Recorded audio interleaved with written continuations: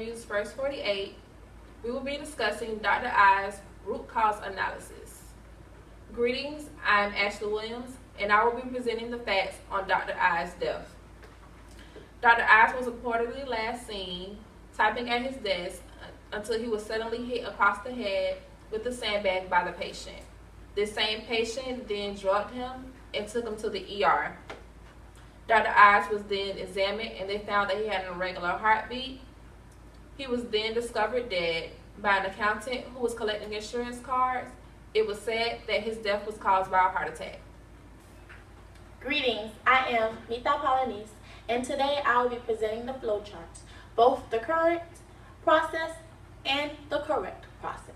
Let's start off with the current process. As Ashley said, the patient brought Dr. Ives to the ER. Then the nurse checked in Dr. Ives. Then the staff immediately tended to the doctor because he was part of the staff. The staff then took his vitals, then performed a EKG. The intern took his history, and then the doctor directed the intern to push him into the holding room. And then he was pushed in the holding room and then was forgotten. Time went by, Dr. Ives died. That's the current one. The correct process is they brought Dr. Ives in, the nurse checked him in, same process. The staff immediately tended to the doctor because he was part of the staff. The staff took his vitals, then performed a set of EKG. Then the intern took his history.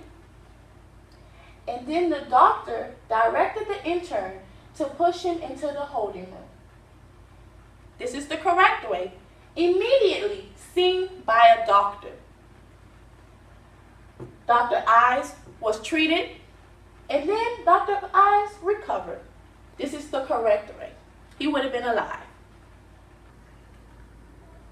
Greetings, I am Jasmine Garland, and today I'm here to present a cause and effect diagram.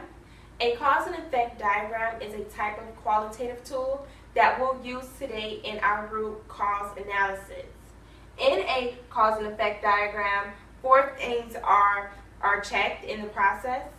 And as you can see, no equipment was used which contributed to the death of Dr. Ives, but there were some other things. One of the root causes is that the patient hit Dr. Ives over the head with a sandbag, and at that time he also drugged him, which caused him to die of a heart attack.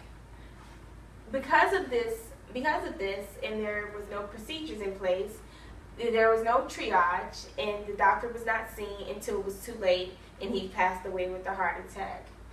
Another factor that played into this is the environment of the hospital. It was very overcrowded and not too many doctors, and since there wasn't too many doctors on call to help with the different patients who were in need of help, he passed away while waiting in the holding room.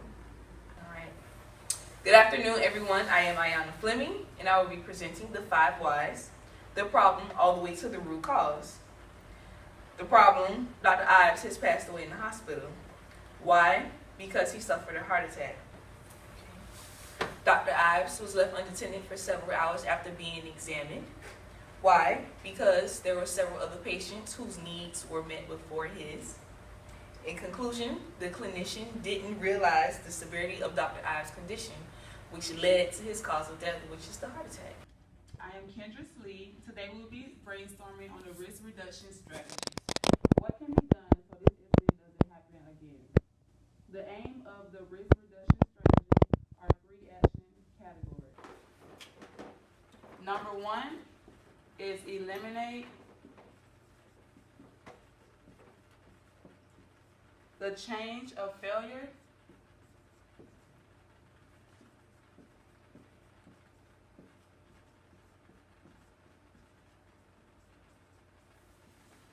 Number 2 is help people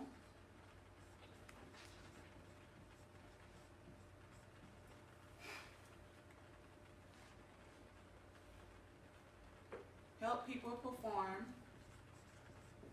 their jobs correctly.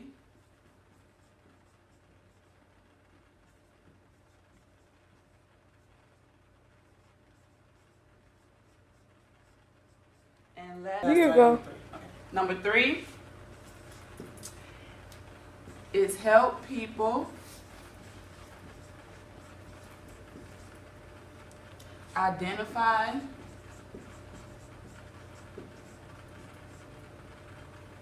and correct their mistakes. Does anyone have any ideas? I do. I think the hospital should have inputted a triage system, because if they would have had a triage system, he would have never died, because triage has 5 levels, and anything dealing with cardiac is level 1.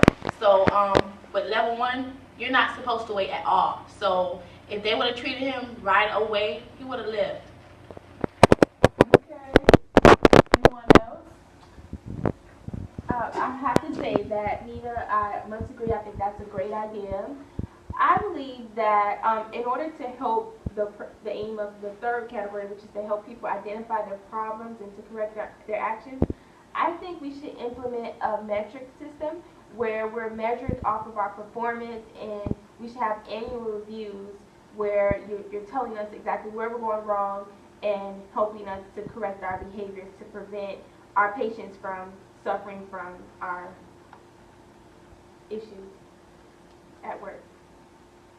Okay, so I think we should also implement a training program just to get our nurses and doctors on the same page when it comes to knowing the knowledge, getting the tools in order to treat patients so they can keep them from dying, basically.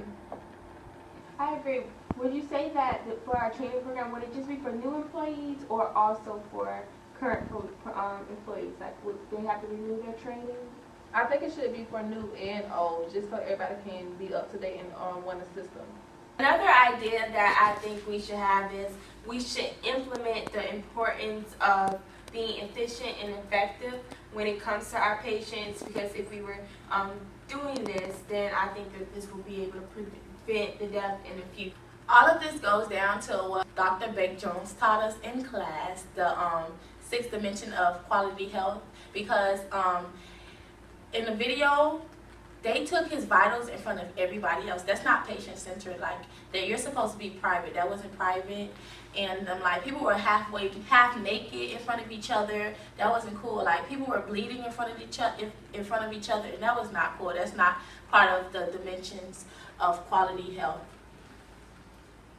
And I also believe that having follow-up meetings such as today can prevent this. And I don't think we should just have follow-up meetings when a bad event like a death occurs in the hospital.